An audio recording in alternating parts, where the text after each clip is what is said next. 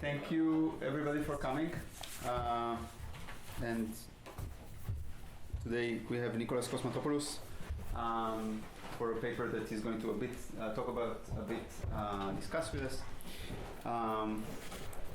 Please join me in welcoming him. He's an assistant professor of politics and anthropology, core faculty at the graduate program for public policy and international affairs at the Department of Political Studies and Public Administration, and faculty member at the Sociology, Anthropology and Media Studies Department at American University of Beirut. Nicholas received his PhD summa cum laude from the University of Zurich in 2012.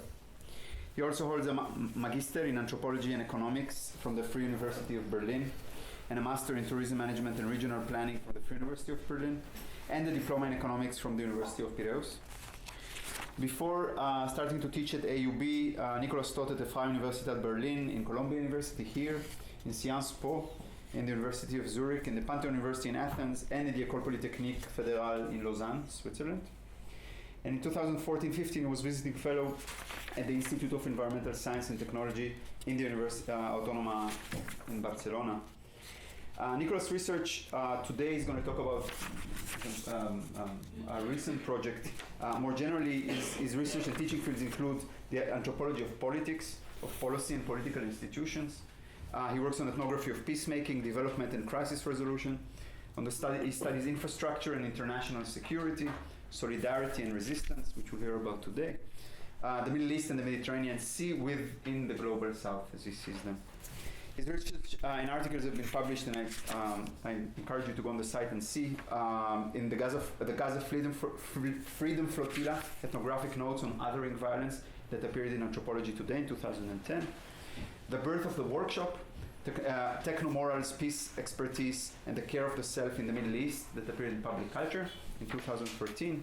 And Towards an Anthropology of State Failure, in quotation marks, Lebanon's Leviathan and Peace Expertise that appeared in Social Analysis in 2017, just now. Nicholas' manuscript, the book manuscript, the monograph that is coming out soon in Cornell University Press, he'll talk about it this Thursday afternoon at 4 o'clock, actually in this room, and I encourage you to come to listen to that talk too. And in his ongoing research, what we're going to hear about today is tentatively titled Seeing Like the Sea, Solidarity Infrastructure aboard the Gaza Freedom Flotilla.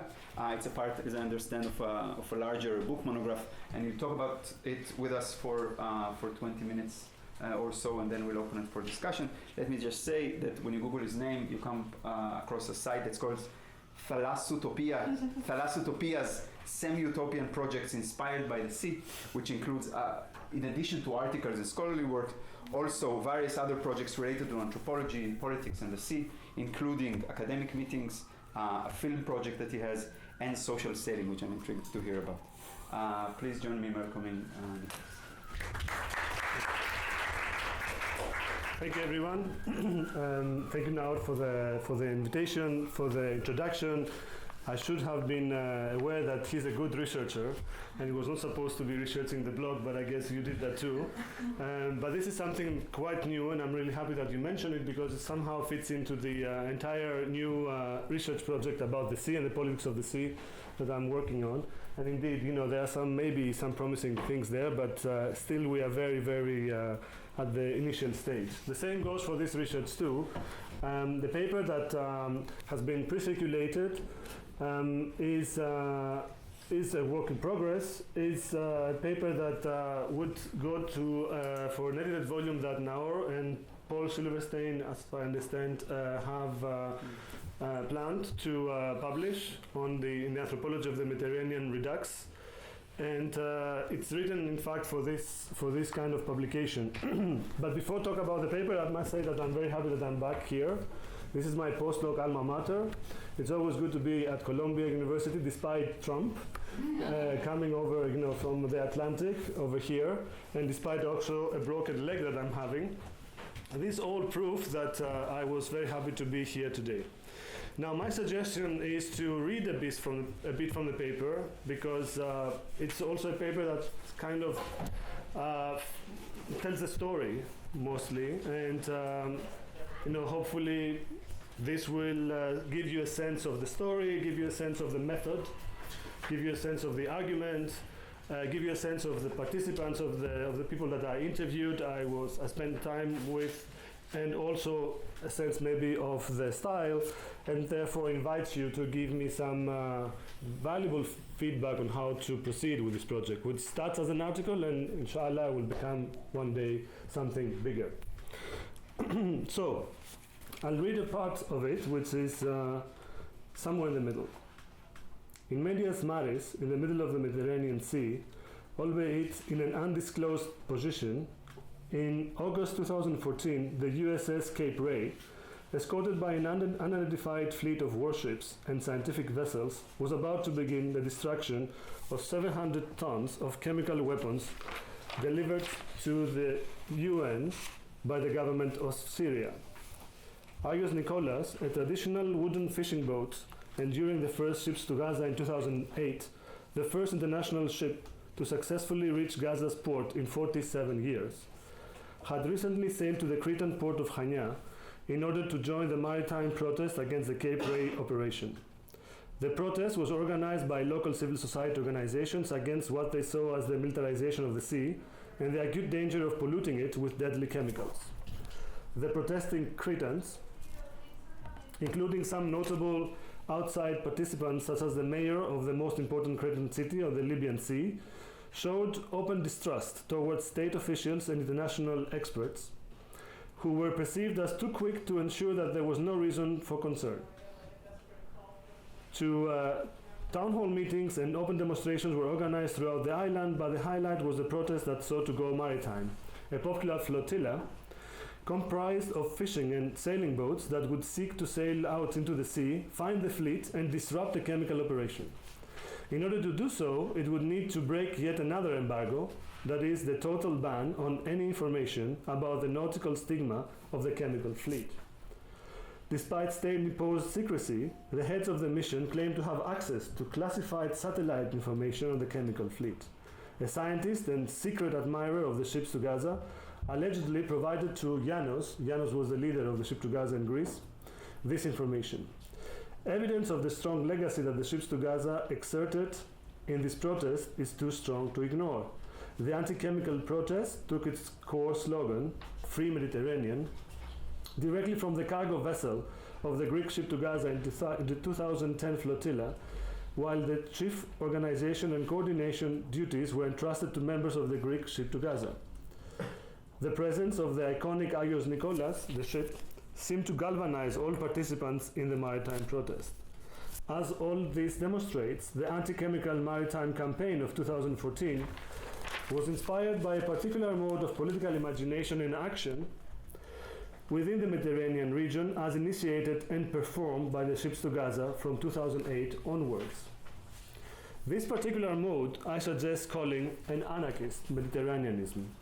By this I do not mean to say that all members on board were adherents of the anarchist ideology, far from it, or that the operation had the abolition of the state as its final target.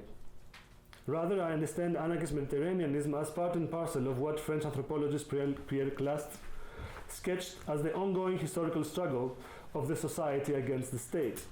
Indeed, as the art of not being governed, to quote Foucault and Scott after him, articulated in those conscious acts and beliefs of societies and peoples who are actively seeking to escape the state in all its repressive and limiting iterations. I wish to show that the anarchist Mediterraneanism of the ships to Gaza challenged the states around the Mediterranean Sea precisely in the most critical aspect of their power over the sea, namely the ability to channel, circulate, curtail, and generally control the innate and non-innate flows related to the sea, exemplified in migrant, military, and mineral flows, as well as the flow of information about them. The enactment of the anarchist Mediterraneanism comes at a critical historical juncture, in which the Mediterranean Sea is rapidly transforming into a bipolitical space of death, to quote Michael Tausig. Powerful militaries navigate the seas of the coast of Palestine, Libya, and Syria, firing rockets and missiles into the hinterlands, while a new regime of militarized EU border control is blocking and effectively drowning refugees of poverty and war on the desperate way towards Europe. At the same time, there is renewed tension around the sea, especially in its eastern part, due to recent oil and natural gas discoveries. This has rekindled regional state competition around the so-called exclusive economic zones, where previously this competition was focused on land-based disputes.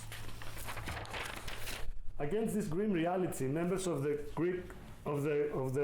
flotilla, of the Gaza Freedom Flotilla, I mean the entire flotilla, viewed the Mediterranean as an open sea for all, crucially exemplified by the Palestinian struggle against the maritime siege by Israel. Indeed, the sea itself articulated in a matter-of-fact manner the cultural and political connectivity that comes with the sharing of the same shores. Panos, a core member of the digital Ship to Gaza, the team responsible for running the social media campaign and informing journalists about it, described the sense of unity. I quote, "Historically, the cultural map says that the people around the Mediterranean are connected and that the Mediterranean has acted as a melting pot of cultures rather than as an island closed sea that isolates. While it is a closed sea, it unites 3 continents and many different climates, languages, religions, cultures, and origins of populations. People always exchange through the Mediterranean. This, of course, has ceased after World War II because we, the Greeks, he means, started to think that we are heading to the west, that there was a border below which are the Arabs, the Muslims, the other, that is, while from the middle of the sea and upwards it's Europe. Looking at the Mediterranean from the perspective of the Greek shores, Panos, an anarchist member of the GCG, offered an informal historical narrative on an imposed cultural separation between Greece and the rest of the East Mediterranean after the end of the World War II. One could argue that this was the final stage of a long process that had already begun with the Greek War of Independence in 1821 to 1832, which led to secession from the Ottoman Empire and the new modern Greece, under the protection of and dependent upon the great powers of Europe. This process culminated perhaps in the full integration of post-dictatorship Greece into the European Economic Community in 1982 and the European Union in 1999. For many, both in the country and abroad, the 2004 Olympics signaled the triumphant culmination of the Europeanization of Greece. Against this background, there is much symbolism in the Greek ship to Gaza sailing towards the otherwise forsaken East, exactly at the time when many Greeks became increasingly disillusioned with Europe, especially after the latter's economic and political treatment of the Greek financial crisis from 2008 onwards. Almost overnight, North European neo-Orientalist contempt seemed to have returned the country to where it was before World War II, as located within a Mediterranean culture of corruption and laziness. Suddenly, the majority of citizens began to share the destinies of other IMF-run countries in the global south. It is perhaps this new commonality with other IMF-run countries in the Mediterranean area, like Egypt and Tunisia, that Panos refers as common phenomena of repression. I'm not going to quote Panos, but he talks about how we see the similar things in terms of state repression in Egypt, Tunisia, but interestingly is that he uses Palestine as a filter to recognize this similarity. So everything somehow starts first in Palestine and spreads through the region. The ships to Gaza seem to have enhanced for Panos what I would argue that the financial crisis was gradually achieving at a country scale, namely forcing many to look around them and a little beyond, as he said. There is no doubt that the Arab uprisings and the Spanish indignados contributed considerably. Spanish indignados are the protests and in the Spanish squares in 2011. Contributed considerably towards a radical reorientation towards new imaginative geographies of political belonging. This was especially among those protesting in Athens and other Greek cities who saw themselves and their grievances replicated and the protests taking place around the Mediterranean from Tunis and Cairo to Madrid and Istanbul, all popular movements against austerity and state violence. What these new imaginative geographies have in common with the ships to Gaza, I argue, is the pride of place reserved for the 70-year-long struggle for liberation in Palestine. Yet what marked them as different was their respective special focus, and in particular a place reserved for the sea as a liberating actor in its own right. From a spatio-political perspective, The protest movement that erupted around the Mediterranean Sea between 2010 and 2015 were politically articulated around the square as a symbolic epitome of a movement during which the demos, the people, take over the polis, the city, that articulates demands to the state elites while occupying the very epicenter of the nation's power, the main public square of the nation's capital, like Tahrir or Sidagma, Plaza del Sol, and so on. In radical contradistinction to the state centrism of the square-focused protests, the epicenter of politics for the ships to Gaza was the sea itself. The sea emerged as a primary space for politics in the Ranserian sense, that is, as a space open for the disruption of the constitutive order in a radically new way. By highlighting the sea as a new space for popular politics, the ships to Gaza expanded the definition of the political, and at the level of the imaginary and the sensorial, disrupted the control that states, corporations, and armies hold over the sea, albeit for a few days. By elevating the Mediterranean Sea to a political actor in its own right, the ships to Gaza created a legacy of popular maritime politics in the Mediterranean Sea. No doubt, this legacy builds on an age-old theme of radical sea politics, evidenced by historians like Rediger and others, but it also produces new forms, such as the refugee-saving ships at the Greek shores, deployed only a few years after the ships to Gaza, and by all means inspired by them. In these sea-based efforts to help Syrian and other refugees cross the Mediterranean to reach the Greek shores, some other alilengi, it's the Greek word for those in solidarity, openly challenged the state by disobeying the order of the border and by claiming the sea to be an open space for the deployment of solidarity to whoever arrives at its shores in need. The movement of politics from the polis to the sea meant the articulation of politics beyond and often against the state. This anarchist articulation of sea-based politics was at the same time a conscious product of the imagined geography of a common Mediterraneanism, but also a de facto outcome of the urgent necessity to operate under the radar of the state. It did so at many levels, beginning at the symbolic, namely the image of a few fishing boats challenging the most powerful army in the region. As Panos says, the flotilla as a theme, I quote, was quite avant-gardish. People liked the idea about Gaza and the ship.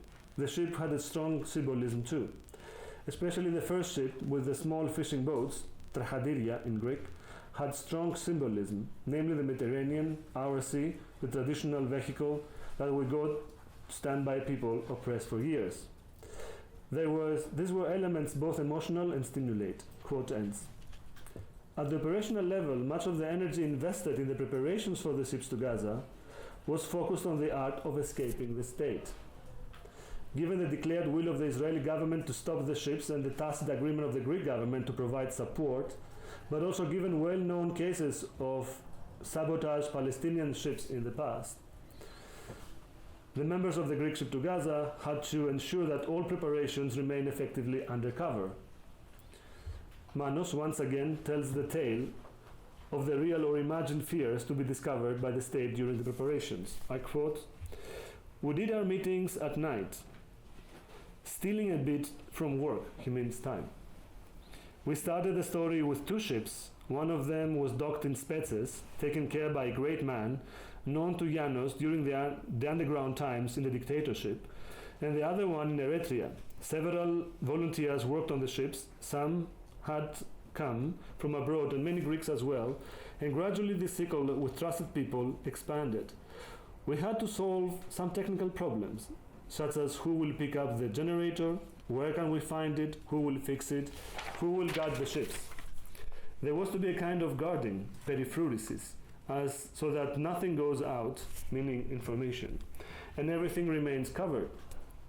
We were preparing the vessels in secrecy and experienced many funny stories and fearful moments. For example, at one time, the man who had sold us the boat appeared to see how the preparation was going. He was spotted by one of us who thought that he might be a Greek state or Mossad agent. So he begins phone calls that identified some agents and such. We had many such stories. Once we had borrowed somebody else's car and drove to the shipyard to see how the boat preparations were going, but we only arrived there at 3 in the morning, so we parked the car on the road leading to the port, and we decided to sleep inside it and enter the shipyard in the morning. Police officers saw the car, and us sleeping inside, they came to us and asked what we're doing there. They yielded machine guns at the car windows, but Janos remained extremely cool-headed and pulled out his university professor ID. They left. Such stories were many. Janos is the head of the Greek Ship to Gaza and university professor, somebody who specializes in water management too. Manos paints a Deleuzian image of the nomadic shipmakers constantly escaping the state so that the ship will not be territorialized or terrorized, that is, not to be permanently docked by state authorities. The flotilla activists had to keep the flow going, the flow of work, the flow of volunteers, the unsuspicious flow of business as usual. In doing so, they practiced what one might call the art of not being anchored.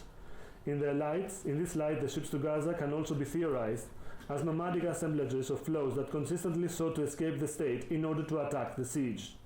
In escaping the state, the ships sought and found refuge in the open sea and opened up the spatial definition of politics by imagining and inventing the Mediterranean as a potential space of non-state control, indeed a space of stateless politics.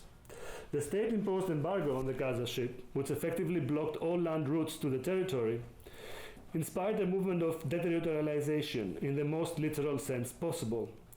In line with the Deleuzian treatment of the war machine, the state made constant attempts to territorialize the nomadic ship in all ways possible, either by blocking its departure, that was the Greek state, by appropriating its routes, that was the Turkish state, or by attacking it en route, that was the Israeli state. Rising against the state and the siege, the sea and the ship enacted the socio-natural imaginary of an anarchist Mediterraneanism. This novel Mediterraneanism was not driven by Orientalist fantasies, culturalist frameworks, or European security and immigration agendas, nor by the way of a land-based sovereign granting rights to its subjects. Instead, it was derived from a sea-oriented perspective, according to which access to the Mediterranean is a fundamental right of all people around its coasts, the Palestinians in Gaza first among them. In that sense, no state, no land-based authority had the right to take away this sea-induced right. Thank you. That's it. Thank you.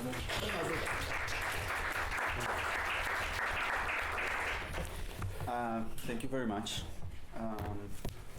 So I'm going to ask a couple of leading questions, and then we'll open it up. Feel free to answer one by one or in groups, and I can field questions. You can field questions as you see fit. So thank you very much for sharing this paper, and I think one of the things I enjoyed most about it is that it's rife with so many ideas and inspirations and concepts, and those of you who haven't got a chance to look at, we have the sea and the art of not being anchored, which you mentioned, which comes from the art of not being governed, just going to see the anarchist Mediterranean, which you mentioned, but also the politics of proximity, which you define both in terms of tangible, palpable proximity to the medium of water, rather than, let's say, the distance of the air, but also the scalar proximity of the Mediterranean in terms of the geographical closeness and the political horizons that it set up. And one of the things I wanted to ask you about it, and again, this is just to open it up, is when we look to the people of the Gaza flotilla, the people who sailed with, when they're imagining the sea as an enabler of political potentials, sometimes what they do reminds me of smugglers working in the Mediterranean, and sometimes what they do reminds me of militants, aren't they? Kind of much more confrontational. And in that sense, my question is, if they imagine the sea as open, it seems to me that in their imagination of the setup of the event itself, whether it was bound to happen at 3 a.m. in the middle of the sea outside territorial water or already in daylight close, is actually an acknowledgement of the state's terms of the game. Because once the flotilla stopped, what you get is a collapse of the maritime into the border life, into the political. And I wonder if that informs somehow what not the sea is to them, but what anarchism is to them. So not what the Mediterranean is and an anarchist Mediterranean, but what is anarchism if it is Mediterranean or maritime, etc. And if there is such, and if we get anarchism to look something like different, something not like society against the state, something I don't know what, then what are its foundations? Because some of the people you talk to, like Panos especially, they do have kind of a, how do you say, age-old, Brodel-like imagination of the Mediterranean that is the source that attacks the state. Some of them it seems more like global rights. Sometimes it's much more wretched of the sea rights. So if you could describe to us how, I don't know, even the people as they were talking about it on the deck, not at the event itself, because I take your point completely that that's the sensationalist moment, that's not what you're interested in. But as the people were, how do you say, in the build-up to the event, what was politics to them, what was anti-politics to them, what was the state to them, and what was the sea to them, and what was Palestine? Wow, all of that. Thank you, Nahar. And indeed, you pointed the finger on important questions, especially because I failed to say in the beginning that one of the reasons why I wanted to write this paper, and especially maybe even more than the paper, was dissatisfaction with the public debate about what happened in these days in May 2010. And much of this debate, unfortunately, was framed in state-oriented or state geopolitical terms, meaning what remained was much as, mostly framed as if, it was a fight between, let's say, Turkish and the Israeli state, the Erdogan versus Netanyahu. Much of it was also seen like that in the narratives about the flotilla, in the commentary about the flotilla. There were books published on that, edited volumes, and many people, in fact, still stayed, remain within this frame, the geopolitical frame. So one of the reasons why I wanted to go against was that state-centered perspective, which, to my understanding, was much more an argument if we looked at the Greek part of the flotilla, not because the Turkish part was, for example, very much connected to the state through the İHA, the NGO that proved to be actually quite connected to the state, but because the Greek grassroots movement was ongoing since 2008, which is another thing that many people don't know. The story that I allude to here was that the first time that Gaza saw international ships coming from the sea, which is something that you expect to have everywhere around the world, but Gaza, it's deprived from that even. For 47 years, there was no international ship ever to come into Gaza. Were two fishing boats. One of them was Agios Nikolaos. They just managed to slip under the radar, or a political or technical radar of the Israeli state, and indeed arrive in Gaza. This moment was celebrated and inspired everything else after that. And many other things happened too. Those of you who read the paper would see that there was, in fact, between 2008 and 2010, there was a regular, ferry boat-like transfer between Larnaca, Cyprus, and Gaza, effectively, in fact, establishing a route. That was unbelievable, and that was started by the Israelis' war on Gaza in 2009. The cast led, in which they even bombed one of the boats in the port.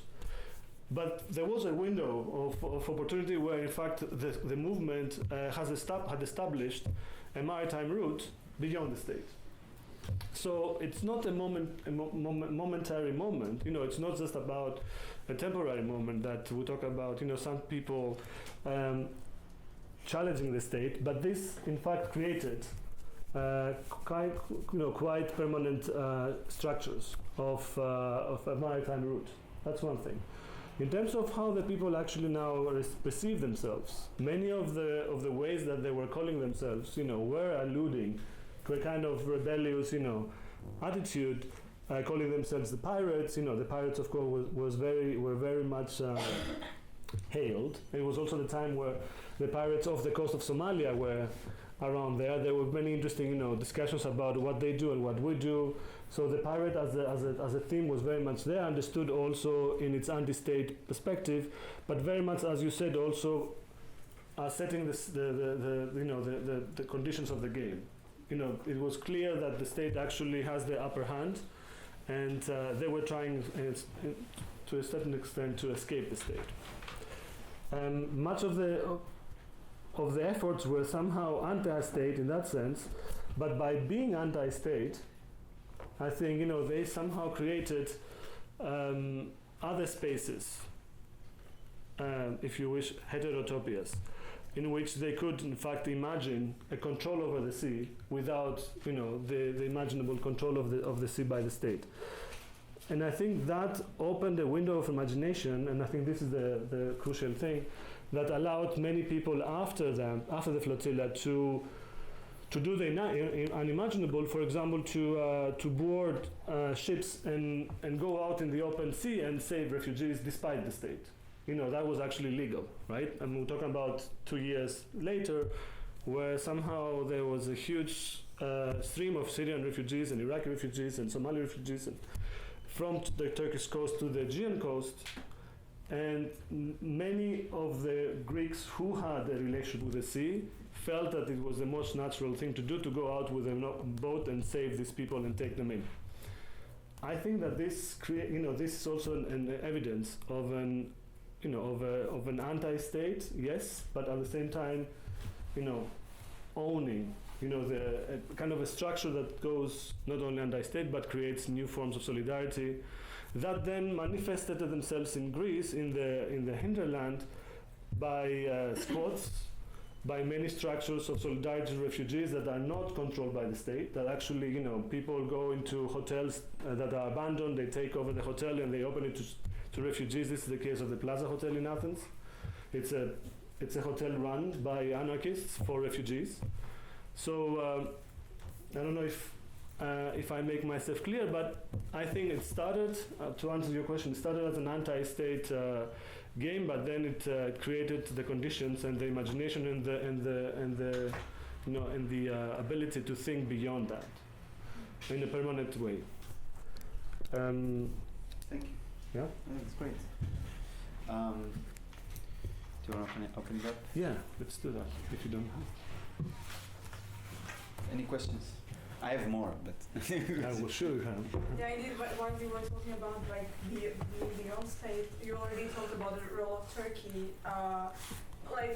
If I think of this issue, maybe we can talk about different variety of perspectives, one beyond state, and if we center on the Turkish perspective, I feel because most of the people turning back, survivors of Gaza flotilla who came back to Turkey, many of them members of İHA, as you said, they came with their discourses of we were going to our own lands in order to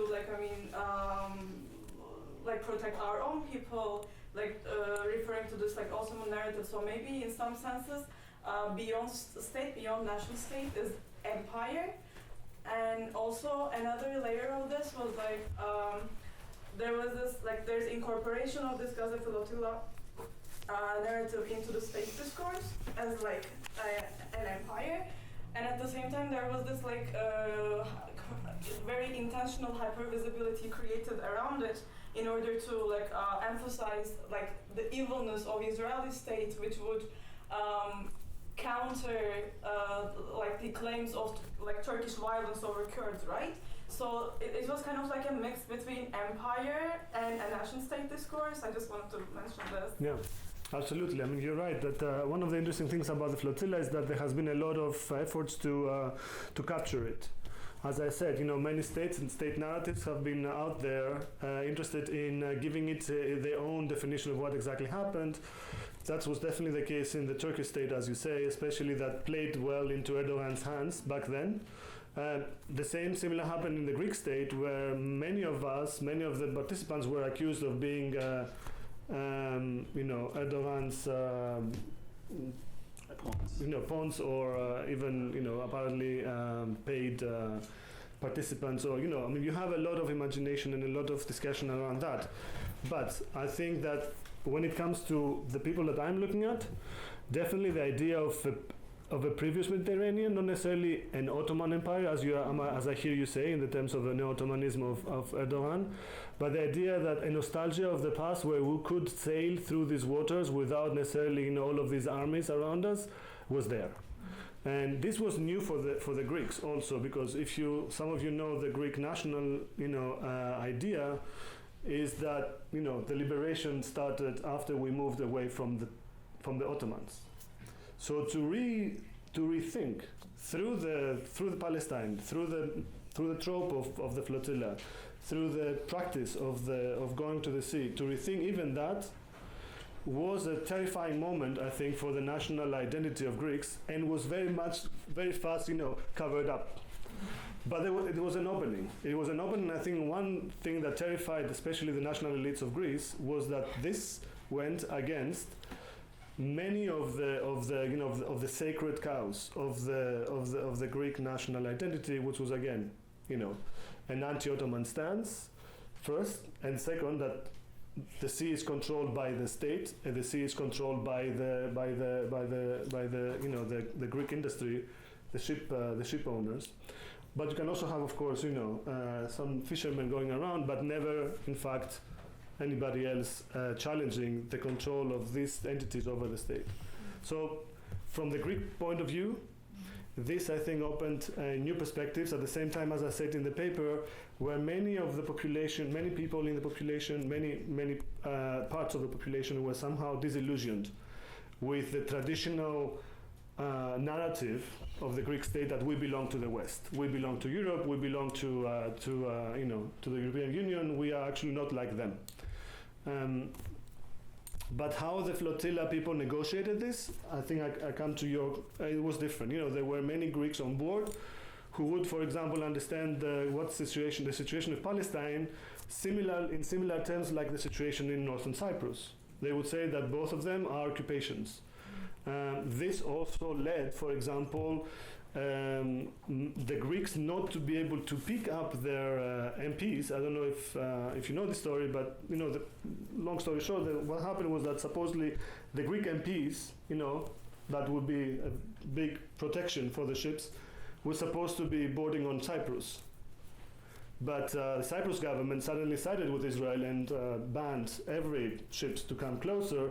But the Turkish government, of course, because they were against that, they said, if you want, come to northern Cyprus and you can actually take them from there.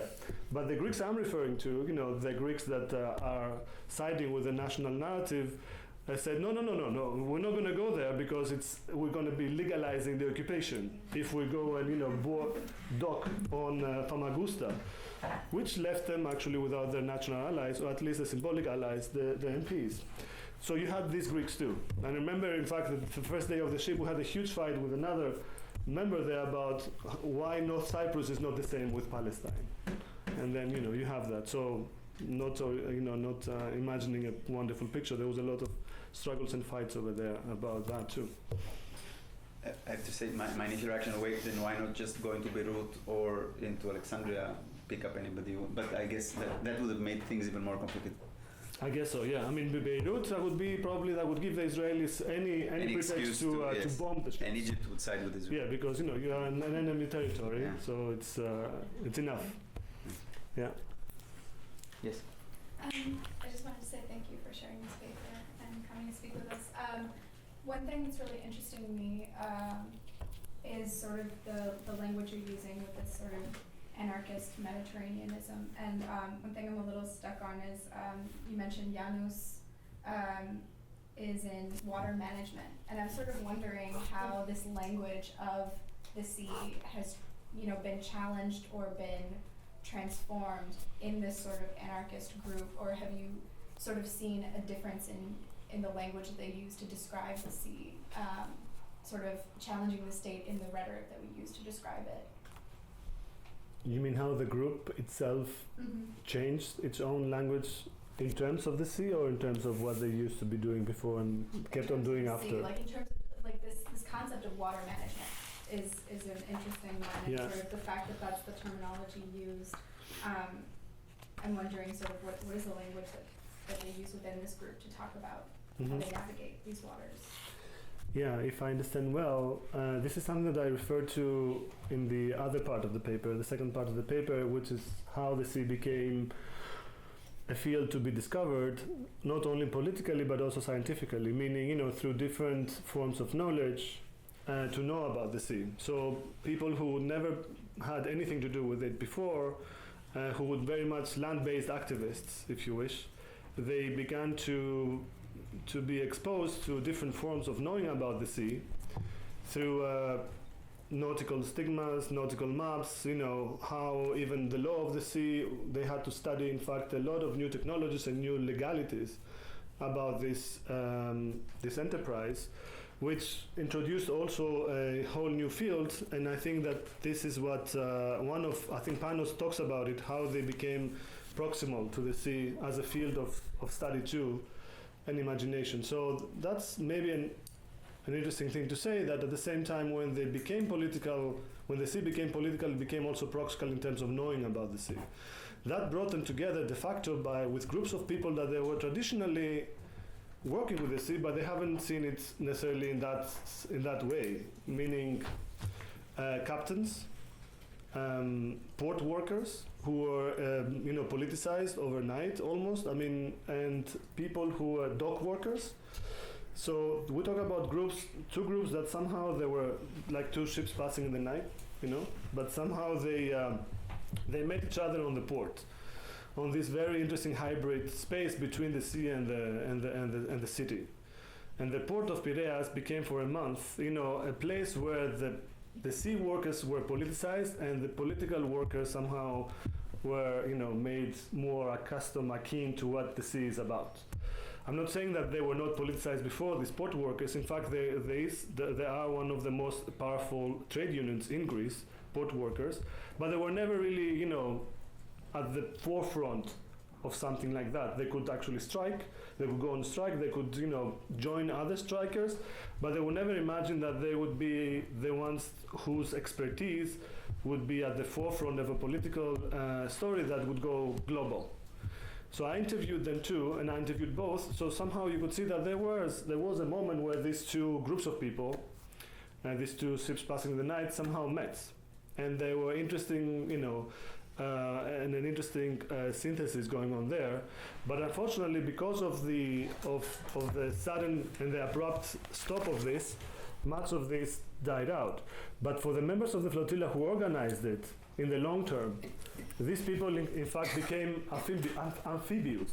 You know, they became actually as if they were living with the sea. And that changed also the way that they could see also politics in general, to the extent, for example, that Yanos, the head of the Greek ship to Gaza, ran for the Greens in the next parliamentary elections, and he lost, of course. But, you know, he became also quasi-ecological. He was a Maoist, you know, but then somehow the sea even introduced to him a new, I think, a way to see the environment itself. But in many other ways, you know, there were changes in the confidence, I think, of people, you know, working usually on a land-based perspective. They started actually opening up their perspective, which as I said, you know, worked out in the case of the Syrian refugees. So many of these people somehow felt that the sea now was proximal. They could approach the sea and do something with it, and, for example, help the refugees reach the shores. So I don't know if it's close to what you're asking. Nadia? So thanks for the paper. You know, listening to you talk about I actually see the arc of it better than in the paper. And obviously, I kind of see the arc of the book in some ways. That's good because I don't. Sorry? That's good to do. Okay, good, yeah. So I have two I don't know if they're questions or comments, but we'll go with it. One is I want to think about the language of anti-statism, and the other is the sea as an actor. So let me start on the first part. It seems that it was actually from listening to you talk and describe sort of where you see this going, that it opens up a form of politics that then you see in this migration stuff. It struck me reading the paper that it would help to have a kind of temporal shift built into it, of these people, of these activists themselves. I mean, first of all, it's clear that not everybody on the boat has the same politics, right? So to have a little bit more of that, you mentioned it, but then you privilege this certain perspective. But what begins to shift? So the anti-state, it almost seems to me in the beginning, it's anti-state in a very particular way, which is it's trying to break the blockade of the Israeli state, right? But as the paper goes on, and you think both in terms of sort of how their politics develop, but also in terms of your narration of what comes next, sort of this international, I actually am stuck a little on the anti-state and the stateless, because it really almost struck me more like the internationalist brigades that went and fought in Spain, right? Because throughout the paper, you're very clear, these are the Greek ships. And then it matters whether they're the Greek ships or the Turkish ships in terms of the politics that unfold. So I'm not sure that I see it as anti-statist. I would want to know what you mean by that, or even entirely exiting a kind of national framework as much as a kind of internationalist brigade that doesn't abandon its own ability to hold its own state accountable. So by the time you're at rescuing refugees, you're trying to make the Greek state, you're holding the Greek state accountable for a humanitarian project, which strikes me slightly different. That's one set. Can I do my second set? The second is just, I'm not sure why the sea is an actor, I have to be honest. I mean, I understand theoretically why everything becomes an actor these days, but I'm really not really sure empirically why the sea is an actor. I see the sea as a, sorry, I see the sea. I see the Mediterranean as being this very particular domain where a kind of political action and political imaginary becomes increasingly possible. But I'm not sure I see the sea as an actor. You'd have to tell me both what you mean and then try to convince me. It's not really, well, you don't have to convince me. It's really none of my business. But anyway, that's just my sort of take on it. Okay, I can try at least. Thanks. I mean, these are 2 points. One of them, I think, refers also to Naor's earlier point, I guess, about the state. Well, you're right also. There were different kinds of people on the boats. And some of the people were very much also on the boats, were very much interested in inviting the state to take a stance. And in that sense, there was a constant conversation with the state or different state authorities. In fact, one could even say, to give you another argument, that much of these authorities that allowed the flotilla to leave at the first instance was also state. We talk about, port authorities. You can't leave a port without the stamp of the port authority, so this is also a state, after all. So if you read the paper in such a formalistic way, of course, the state was always somehow much more gray than just white and black. So in that sense, I don't talk about it, in an analytical, reading that everything they did, wherever they went, it was just about, escaping the state. Perhaps, and I think this makes sense to discuss it with the second question together, I see this kind of anarchist Mediterraneanism and the anti-state in relation to the sea. So what the sea does as an actor already invites an anti-state, in political imagination. Is the space, if you wish, today, that we're looking also for refugees, for a space of refuge or sanctuaries, to speak the language of the day. The sea can be seen as the last sanctuary, at least for these people I'm talking about, that the state is not yet in control. In the Greek imagination, by the way, in the Greek political imagination, that was always considered to be the mountain. Talking about the time of the international brigades now, the 36s, 30s, 40s. For those of you who might know, Greek had also a civil war between 1944 and 1949, and they also escaped the state, controlled by the collaborators of the Nazis that then became the collaborators of the British, who were controlling the cities, and the mountains were the places where the state could be escaped. And the mountains, was in fact a space of alternative political imagination. There was a space where an alternative political government was actually established. The government of the mountain is called, and it played the role, I think, until today. It plays the role of this imaginary of escaping, the state, but creating something else over there. So the mountain itself doesn't act as a rational actor, if you wish. It doesn't think, it doesn't, but it provides, I think, enough material to think beyond the state, as people like James Scott written about, and it provides also enough ways to hide or to create, to hide and create an alternative structure until you're ready to go out in the open, as the Greek, guerrillas did back in the Civil War, and in fact during the Nazi occupation of Greece. So I'm saying that what the mountain was back then is the sea today.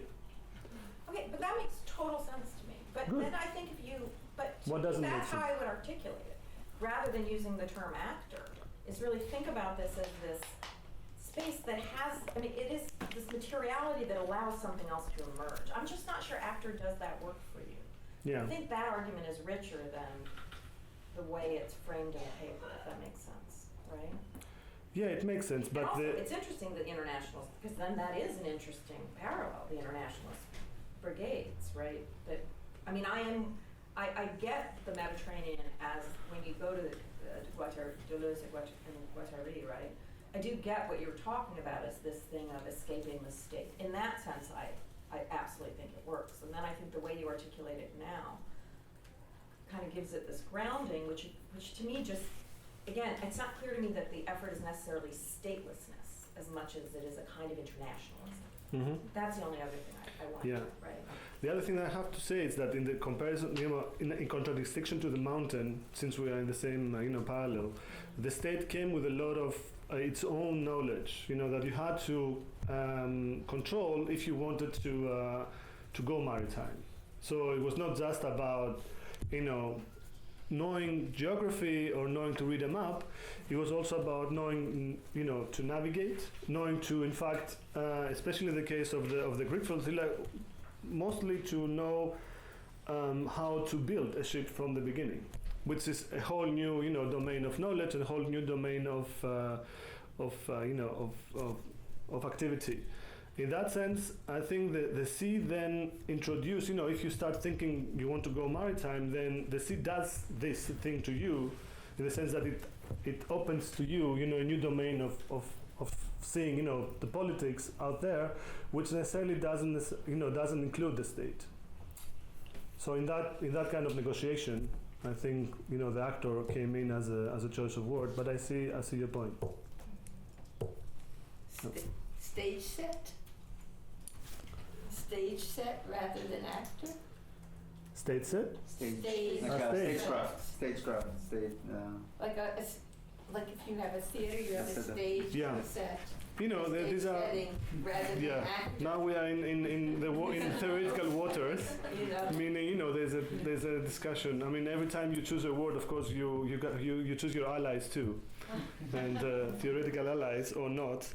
Of course, I'm sure that behind the words you read, another understanding of where I'm coming from theoretically, especially, being very much interested in the materialist reading of politics today. So the stage could be too passive in that sense. Yeah. But I see problems with active too. There's the one over there, I think. Sorry? There's somebody over there. You and then you. Sorry, I didn't see you. So, thank you very much. Very interesting, and I appreciate very much for it. Leah Hill, it's very inspiring. Just going back for a short bit for the statelessness, and I wonder whether Israeli state, the Turkish state, and I wonder about the Palestinian state and the idea that maybe, and again, I really like this Baudelaire and imagination of Mediterraneanism, and I'm wondering what is left from the West Bank, the story, and whether tying Gaza together with Syrian refugees, African refugees, these ideas is not somehow undermining Palestinian struggle itself for stateness. Mm-hmm. Should we take another? You wanna take question? this? Yeah. Take Yes, thank you, Nikolai. Thank you. And another question: when you are referring to anarchist members of the United Shield, are sharing all these anarchists the same ideology, or they are even conflicting ideologies? You know anarchists now, yeah. You know. And especially in Greece, you know what I mean. Of course, yeah. Yeah. So this is you're asking me if there is a kind of a common anarchist ideology within the members of the flotilla? Yes, exactly. Yeah. And what do you mean by anarchist ideology? Yeah, Do anarchists, when they go to sea, all of a sudden start agreeing with each other? exactly.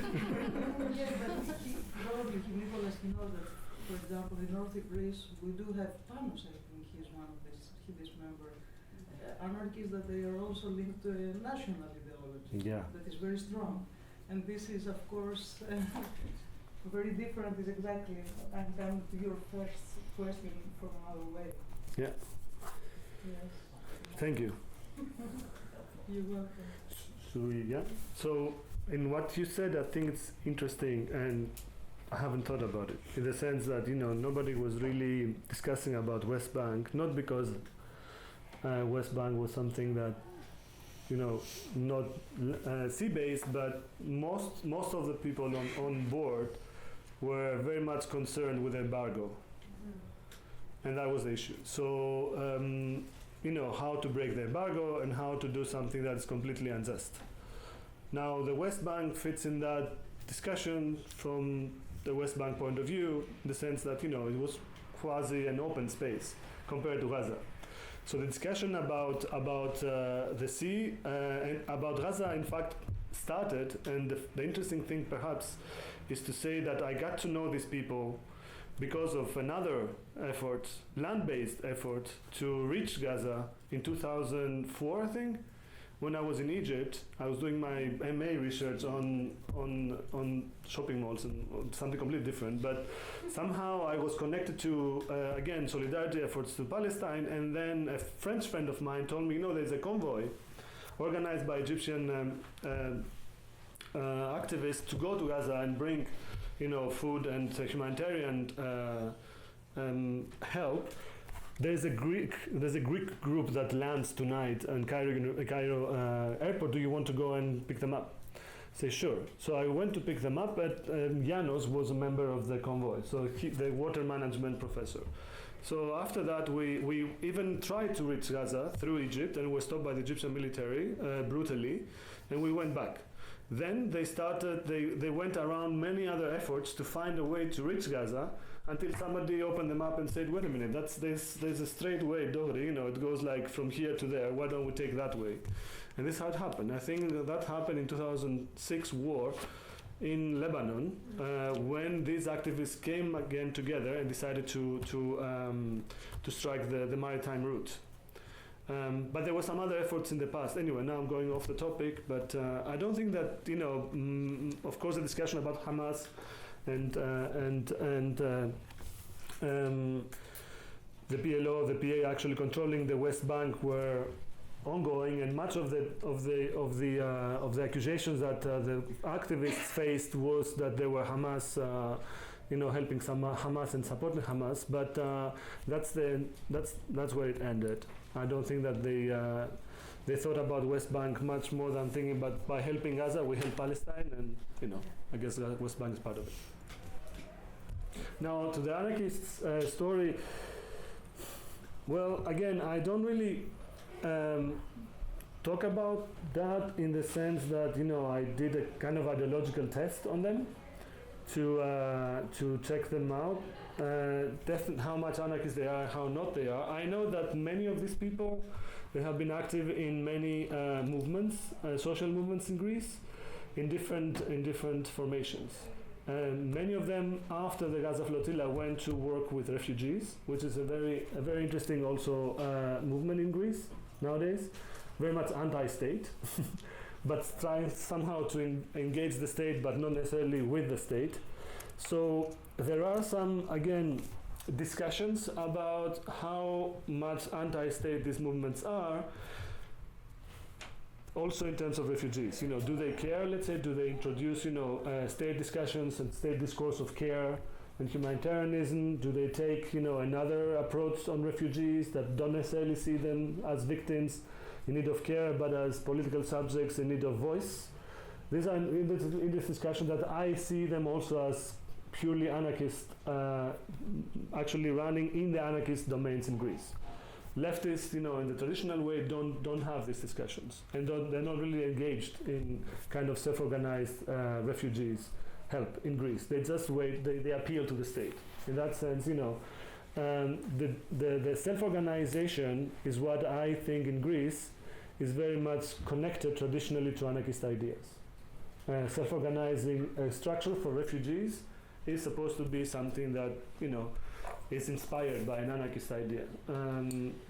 Again, the borders between state and non-state are very porous there. But most of the people who are on the flotilla were not necessarily anarchists. Were in fact leftists, who in Greece, as you said, in fact are patriotic left, and many of which had different ideas about Turkey, for example, or about Greece in general, for that matter. Yeah. So. But also, we're looking from a different point. For me, for example, a lot of this movement with refugees is not because they are anti-state, but because there is no real state to support refugees. Yeah. And so it emerged from society and supports state in a different way. So I'm sorry to intervene. Yeah. Yes. No, you're right. I mean, these are also discussions that were ongoing during the trip to Gaza, but also after the trip to Gaza. Many of the people who were involved in these structures, they went in where the state was not, and the state was not on purpose. I mean, the state was only there when it came to first of all controlling the flows of people, blocking the flows of people, and then making sure that those who stayed in Greece, they would be treated in a kind of NGO-oriented, field like everywhere around Europe and around the Arab world. What they do with refugees. But still, there was a distinct third alternative that materialized during the time that the government, for example, decided to withdraw, and which is not NGO, which is not state, but something else. And I think this is, also worth connecting it to this discussion about the ships to Gaza. That's what I'm trying to do. These are disconnected discussions, but I think they should be connected. Yeah. I have a question. Actually, a couple. What you said about proximity made me think about maybe one of the ways to look at the role of the sea as a specific material setup is not proximity but proxy. Because, and again, Palestinians have been taking things in and out of Gaza since 47. Up until the early 2000s, if you wanted to get something into Gaza, you just did it, right? You go to Arish or to Rafah and you'll get on the boat. In that way, the maritime permeability of the Israeli blockade of Gaza was much higher than the landed permeability on the Egypt border or on the Gaza-Israel border. So there's something about the project of the flotilla that seems to be, that seems to stage a certain kind of solidarity in a crucial way, and by the way, in a very successful way, definitely from the Israeli point of view, because in Israel the Gaza flotilla was a complete fiasco in every possible sense. In that sense, the Gaza flotilla, was achieved a certain goal. But that goal seems to me to be about staging confrontation rather than getting things from point A to point B. Mm-hmm. And again, I think it's interesting to compare it to the international brigades and exactly to what you say in the paper in terms of what is the scale at which you define your political project, and how in a different scale that would be considered a completely either nonsensical project or a failure. And in that sense, if that kind of reasoning makes sense of looking at the sea at the proxy, that I wonder, you mentioned in a paper in like 2 lines in 2 different places, let's call it the Palestinian heritage of interaction with the sea, from the ship of return and before that. And I wonder if kind of imposing an international, the Greek branch of the international solidarity with Palestinians. What is the longer? How is the longer Palestinian relationship to Gaza, to the sea, to the Mediterranean? To Tunis versus Palestine. Things that Abdelrazak Takriti is working on a bit. Is that what have you heard? Because otherwise, what we get is kind of an internationalist story of Mediterranean solidarity that starts in 2008, and I understand completely why that would be, how do you say, the Israeli blockade on Gaza story. But I wonder if the people on the boat have do the 70s appear in their eyes of the Red Brigades and the camps in Jordan and Libya and yeah, or not, or maybe not. Well, again, so many questions, so good questions. Okay, well, let me start from the beginning, in the sense that I think that the flotilla was a dangerous. My argument is that the flotilla, at the level of the imagination, was much more explosive than was perceived in the time of being. Meaning that, as from the point of view of the Israeli state, was seen as a kind of a security threat, of course. And they also played a lot around it, especially because Israel, and this is perhaps important, is very much invested in introducing itself as a Mediterranean power. One of the major national narratives, I think crucial in Zionism, was that we belong to the sea and the sea belonged to us. So it was a pretty much, I think one must investigate that, was a pretty strong blow to that image. That it's not really acceptable, your control of the sea, especially illegal control, the illegal control of the illegal attack on the flotilla 70 miles off the national waters of Israel. So this taunted, I think, a core element of the Israeli national, or the Zionist national imagination to the degree that I think that actually exploded the frame of and the hysteria around the flotilla.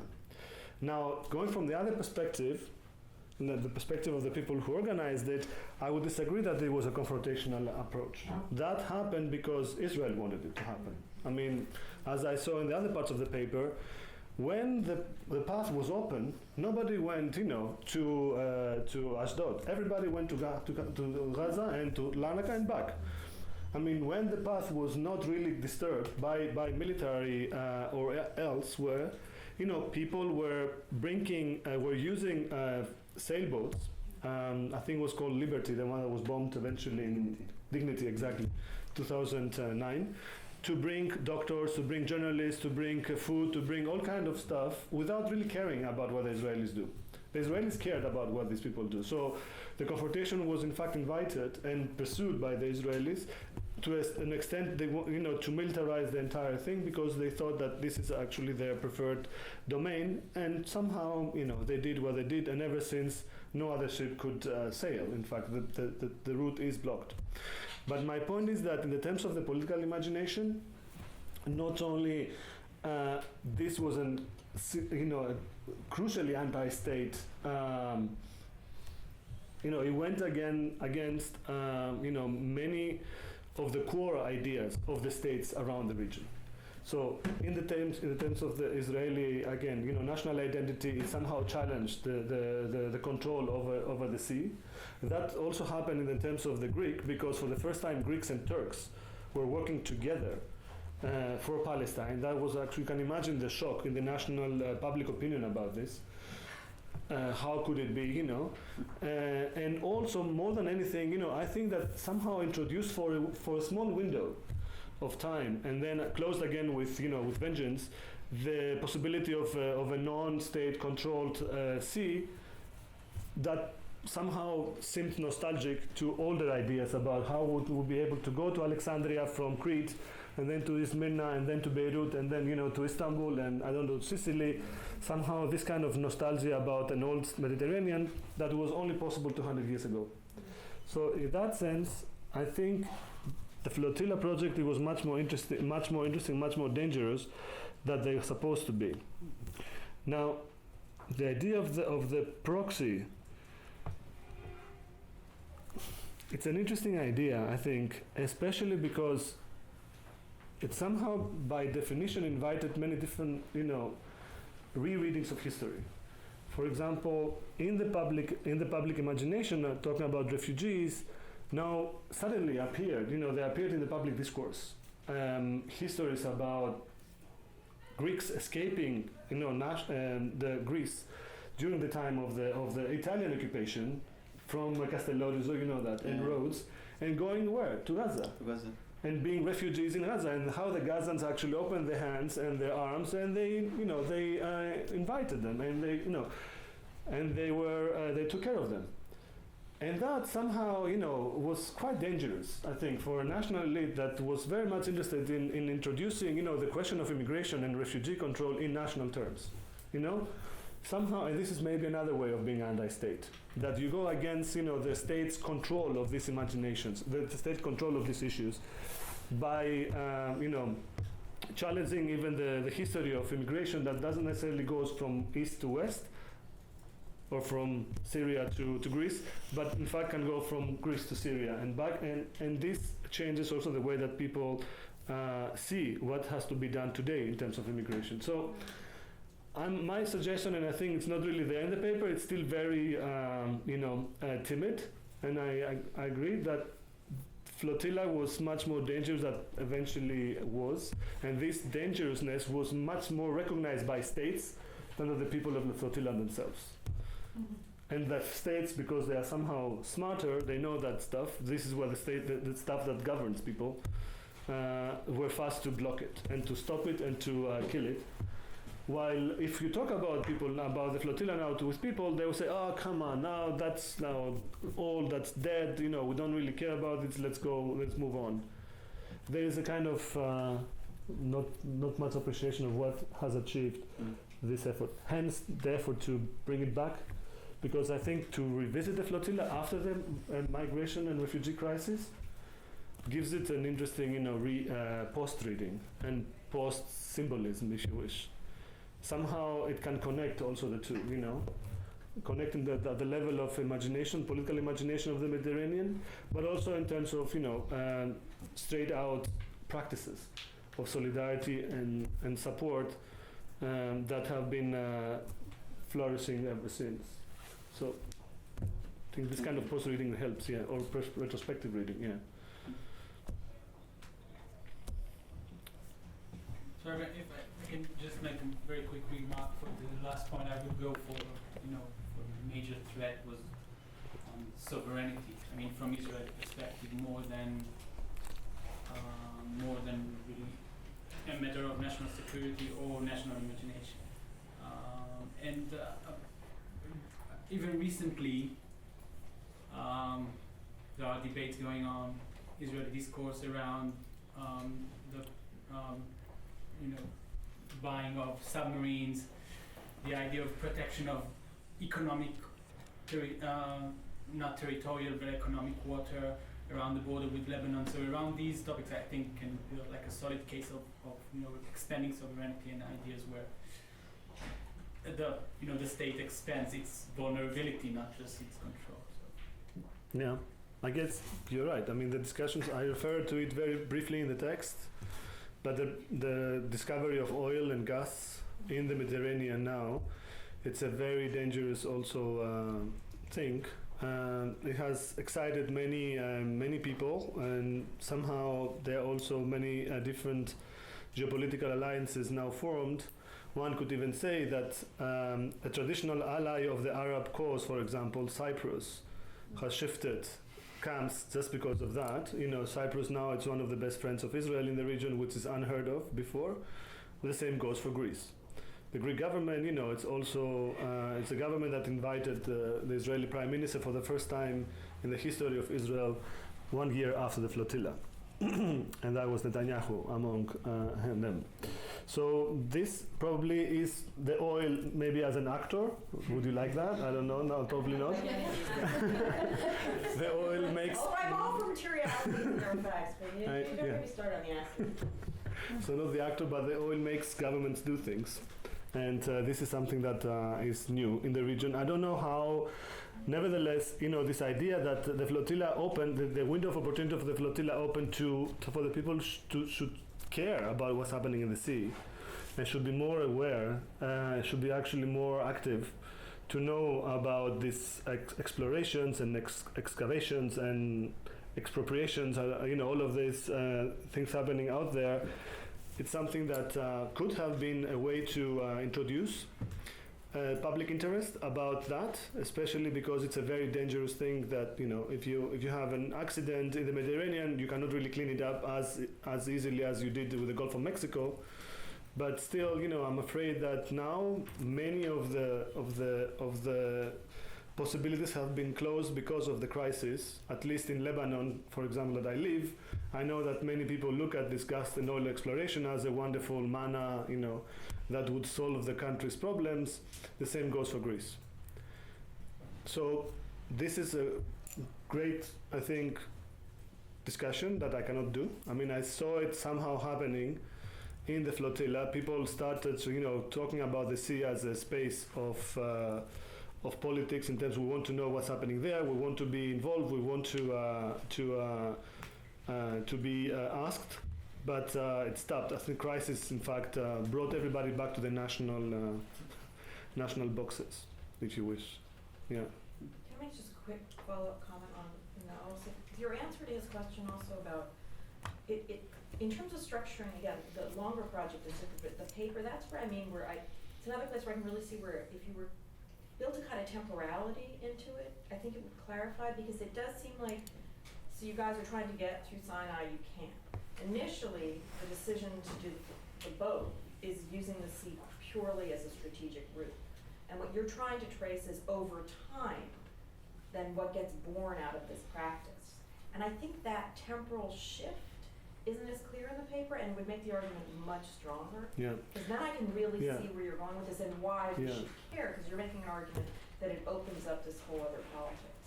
It's the first chapter. I mean, it's still in the skeleton. I No, know but in the first chapter, I tried to trace how the sea became an actor, or became, irrelevant from being just a stage, if you wish. But this is, in fact, the interesting thing, that at the beginning was a stage, but then the more you deal with it, the more you realize that, there's a kind of a more intensive interaction.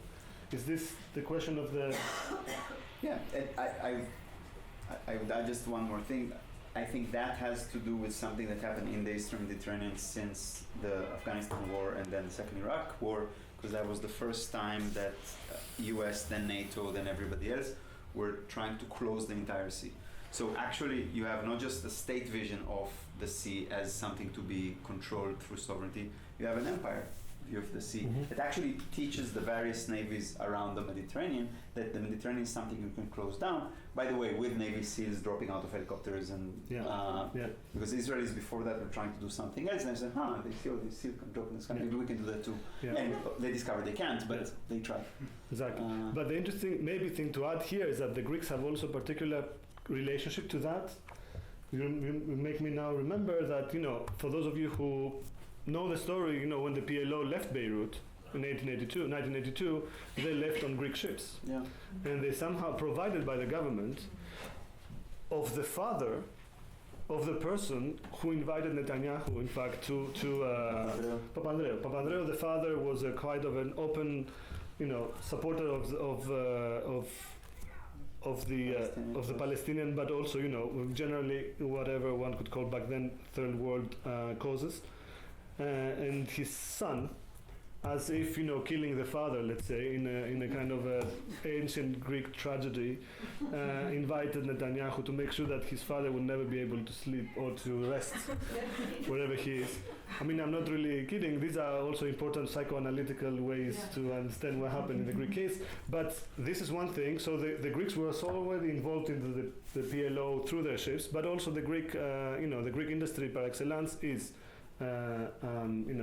ship ownership. I mean, the ship owners are the Greek ship owners are the first maritime power commercial power in their world. So they comes also with a lot of political and social background. And here again, you have, how do you say, imperial or colonial clients being compared between Greece and Italy, because it's exactly the same kind of regime, exactly the same kind of moment in the 80s, playing exactly the same role with Achille Lauro. Exactly. And then Craxi. So I'm saying, I completely agree with Nadia. I think there is an entire imperial, counter-imperial, mediating setup in the Mediterranean, at least from the 70s, that, by the way, not only sons killing their father, but at the end of the Cold War, completely shifts the center-left or social whatever in alliances, and all of a sudden Israel is their darling. And then the Mediterranean becomes their, how do you say, favor exchanging space instead of space of solidarity. Exactly. But that's another project, right? I mean, that's your project, I guess. No, that's our project. Yes. Thank you very much for the paper. I enjoyed reading it very quickly over lunch earlier today, and I wanted to ask you if you could expand a little bit on your point about the politics of pleasure.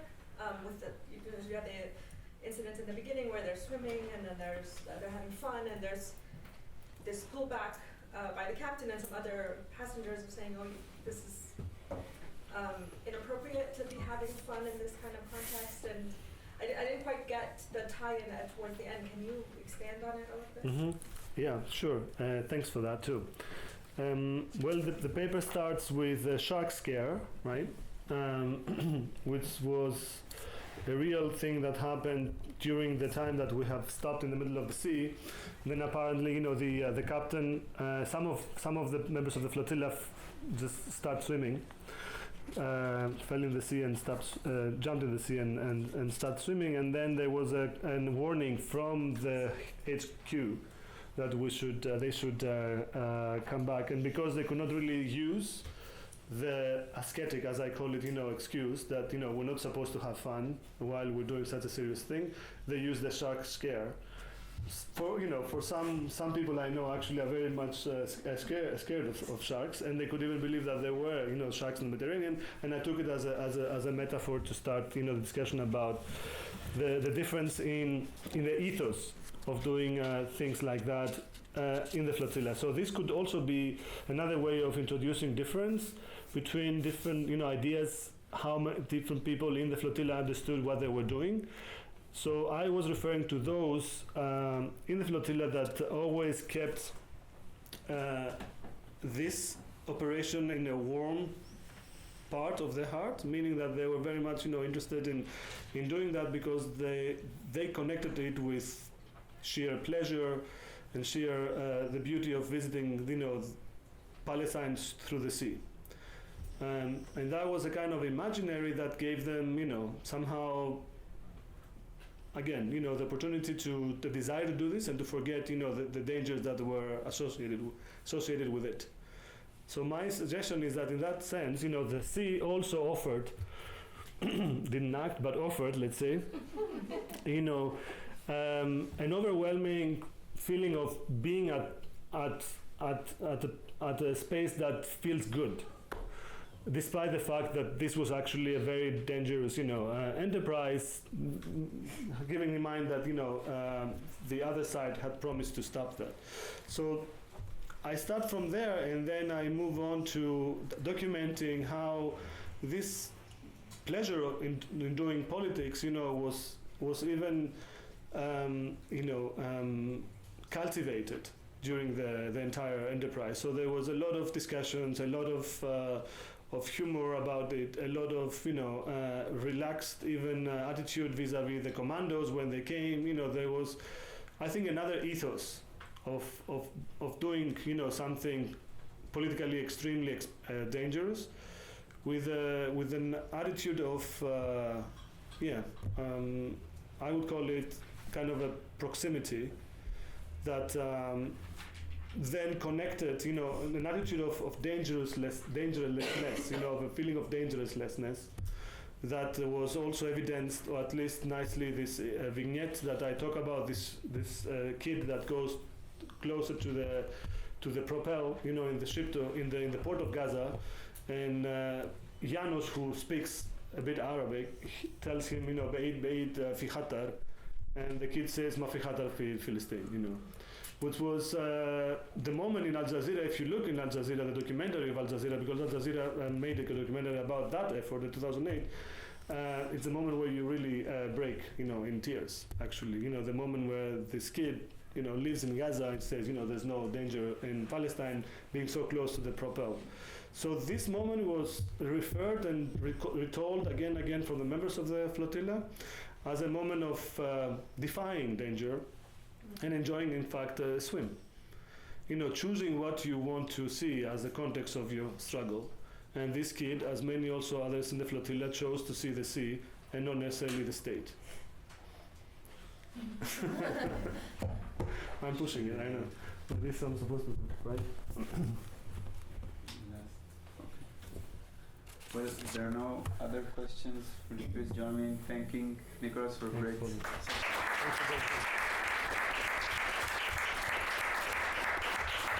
Thanks, and everybody is